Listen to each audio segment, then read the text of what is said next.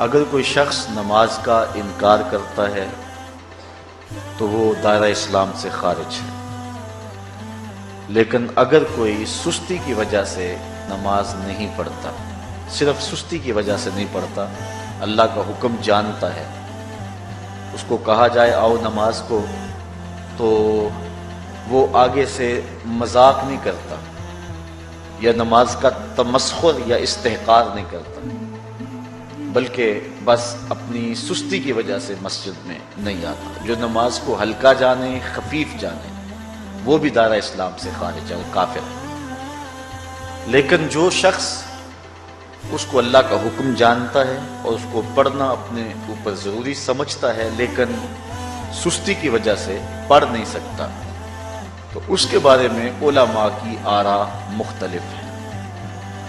حضرت امام اسحاق اور حضرت امام احمد رضی اللہ تعالی عنہما آپ تو فرماتے ہیں کہ ایسا شخص کافر ہے اور اس کو قتل کرنا واجب ہے۔ حضرت امام مالک کا قول ہے کہ، اور امام شافعی کا بھی یہی قول ہے، وہ بھی کہتے ہیں کہ اس کو قتل کیا جائے گا اور بطور حد قتل کیا جائے گا۔ حضرت امام اعظم امام ابو حنیفہ علیہ رحمہ آپ فرماتے ہیں کہ بے نمازی کو قتل نہیں کیا جائے گا، بلکہ اس پر تعزیر نافذ ہوگی۔ یہ حاکم وقت کی ثوابدید پر ہے کہ وہ اس پر کیا سزا دیتا ہے، اور فرمایا اس کو 7 قید کیا جائے گا اور توبہ کے لیے اس کو زور دیا جائے گا۔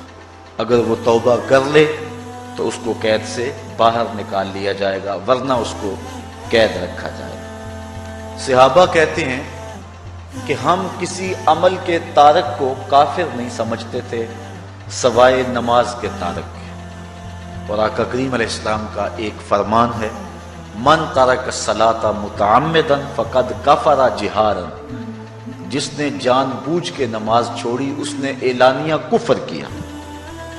امام اعظم امام ابو حنیفہ علیہ رحمہ وہ فرماتے ہیں کہ یہ حدیث محل ترہیب میں ہے، گویا اس نے کافروں والا کام کیا، اس لیے آپ یہ فتویٰ دیتے ہیں کہ اس کو قید کیا جائے گا اور نماز کی پابندی کا زور دیا جائے گا، اور وہ توبہ کرے تو اس کو چھوڑ دیا جائے گا۔ لیکن باقی ائمہ بعض کہتے ہیں اس کو حداً قتل کیا جائے، اور امام اسحاق اور امام احمد کہتے ہیں اس کو قتل کرنا واجب ہے۔ تو بے نمازی جو اللہ کے حکم کی پابندی سستی کی وجہ سے نہیں کرتا، یہ اس کے لیے حکم ہے۔ جو شخص تحقیر کرتا ہے نماز کی، ہلکا جانتا ہے، تمسخر اڑاتا ہے یا اس کا انکار کرتا ہے، تو اس کے بارے میں علماء کے اندر کوئی اختلاف نہیں ہے، وہ ائمہ اربعہ کے نزدیک کافر ہے، دائرہ اسلام سے خارج ہے، مرتد ہے۔ لیکن سستی کی وجہ سے نماز نہ پڑھنے والا، اس کے بارے میں علماء کا یہ موقف ہے۔ حضرت غوث اعظم الشیخ سید عبد القادر جیلانی علیہ رحمہ آپ فرماتے ہیں کہ بے نمازی کو مسلمانوں کے قبرستان میں دفن نہ کرو۔ حضرت سلطان باہو علیہ رحمہ آپ کا قول ہے کہ بے نمازی سے خنزیر بھی پناہ مانگتا ہے۔ حضرت شیخ سعدی شیرازی فرماتے ہیں بے نمازی کو قرض نہ دو، جو اللہ کا قرضہ ادا نہیں کرتا تمہارا قرض کیسے لٹائے گا۔ اب آئیے ہم حضور علیہ السلام کے فرامین دیکھتے ہیں اس حوالے سے۔ حضرت جابر بن عبداللہ انصاری رضی اللہ تعالی عنہ سے مروی ایک روایت، جس کو امام ابو داؤد نے روایت کیا، امام نسائی نے روایت کیا، دیگر محدثین نے روایت کیا۔ آقا کریم نے ارشاد فرمایا، بین الرجل و بین الکفر ترک الصلاۃ، آدمی اور کفر کے درمیان ترک صلاۃ ہے، یعنی بندہ مومن اور بندہ کافر کے درمیان ترک صلاۃ ہے۔ جو نماز پڑھتا ہے وہ مومن ہے، اور جو نماز نہیں پڑھتا تو وہ کافروں والا کام کرتا ہے، یا دیگر ائمہ کے نزدیک وہ کافر ہے۔ یہ ترہیباً نہیں بلکہ یہ حکم ہے۔ اور حضرت نبی رحمت صلی اللہ علیہ وسلم کا ایک دوسرا فرمان ان الفاظ کے ساتھ ہے، بین الرجل و بین الشرک والکفر ترک الصلاۃ، شرک و کفر اور بندہ مومن کے درمیان نماز ترک کرنا ہے۔ حضرت امام ابن ماجہ نے ان الفاظ کے ساتھ روایت کو نقل کیا ہے، بین الکفر والایمان ترک الصلاۃ، ایمان اور کفر کے درمیان نماز کا ترک کرنا ہے۔ اور آقا کریم علیہ السلام کا وہ فرمان جو حضرت انس سے مروی ہے، اس کو طبرانی نے اپنی موجم میں لکھا، بھی آپ کے سامنے میں نے رکھا، کہ حضور نے فرمایا من ترک الصلاۃ متعمدا فقد کفر جہارا، جس نے جان بوجھ کے نماز چھوڑی اس نے اعلانیہ کفر کیا۔ حضرت ابو ہریرہ رضی اللہ تعالی عنہ سے ایک روایت ہے کہ وہ فرماتے ہیں، لا سہم فی الاسلام لمن لا صلاۃ ولا صلاۃ لمن لا وضوء لہ، کہ اس شخص کا اسلام میں کوئی حصہ نہیں ہے جو نماز نہیں پڑھتا، اور اس شخص کا نماز میں کوئی حصہ نہیں ہے جو وضو نہیں کرتا۔ وضو کے بغیر نماز نہیں ہوتی اور نماز کے بغیر اسلام نہیں ہوتا۔ اور اسی روایت کو بالفاظ دیگر حضرت عبداللہ ابن عمر رضی اللہ تعالی عنہ نے حضور سے یوں روایت کیا ہے، طبرانی نے اپنی موجم میں اس کو لکھا، لا ایمان لمن لا امانتہ ولا صلاۃ لمن لا طہور لہ ولا دین لمن لا صلاۃ لہ۔